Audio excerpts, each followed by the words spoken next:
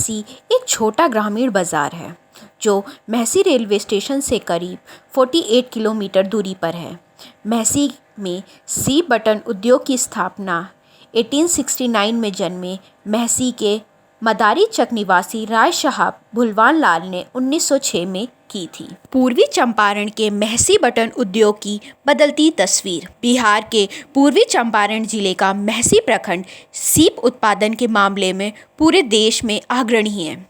सीप पर आधारित उद्योगों के मामलों में मैसी विश्व में दूसरा एवं भारत में अपना प्रथम स्थान रखता है। मैसी के सीप के बटन आज़ादी के पूर्व ब्रिटेन में आपूर्ति किए जाते थे, परंतु आज इसकी आपूर्ति America, Canada, Australia, Thailand, Singapore, Malaysia से लेकर खाड़ी देशों में की जाती है।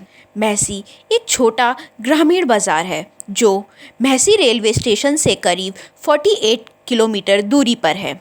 मैसी में सीप बटन उद्योग की स्थापना 1969 में जन्मे मैसी के मदारी चक निवासी राय साहब भुलवान लाल ने 1906 में की थी।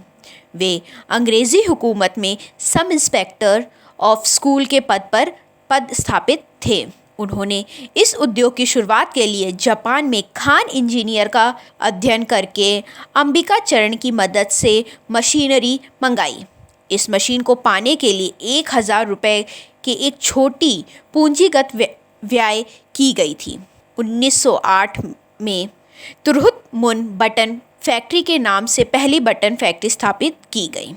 इसके बाद इसे भारतीय कंपनी अधिनियम के तहत पंजीकृत किया गया। प्रथम विश्व युद्ध तक उद्योग को भारत में जापानी बटनों में प्रतिस्पर्धा का सम्मान करना पड़ा था, लेकिन युद्ध के वर्षों में जापान के बटन दुर्लभ हो गए और मैसी के बटनों को पाने का मौका मिल गया।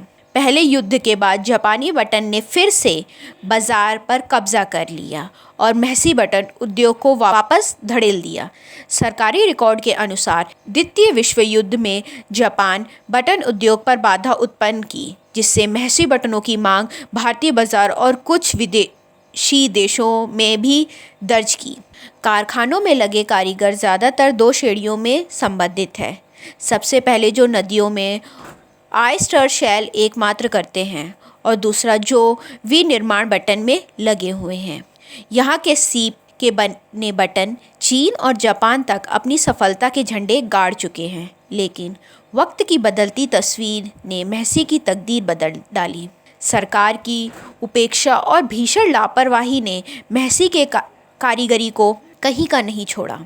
देश का प्राचीन सीप बटन उद्योग वर्तमान समय में संकट के दौर से गुजर रहा है। इसका मुख्य कारण कच्चे माल की कमी मानी जा रही है।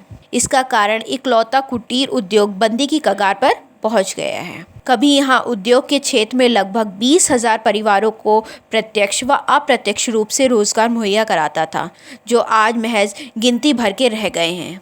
इसके उत्पादन के लिए सरकार व जनप्रतिनिधियों ने सही दिशा में पहल नहीं की और देखते देखते कई घरों के चूल्हे पर आफत आ गई। तकनीकी रूप से अपडेट ना होने, कच्चे माल की उपलब्धता में परेशानी, चीन की स्पर्धा चुनौती आदि वजहों से देश के इन अनूठे कुटीर उद्योग को बंदी की कगार पर पहुंचा दिया है। कभी इस छोटे से कस्बे के आसपास 160 से अधिक लघु कारखाने थे और 10,000 से अधिक लोग प्रत्यक्ष तौर पर इस उद्योग पर निर्भर थे। 1995 तक इस इलाके में 400 से अधिक सीप बटन की फैक्ट्रियां थीं और अब मात्र 60 फैक्ट्रियां ही बची होंगी।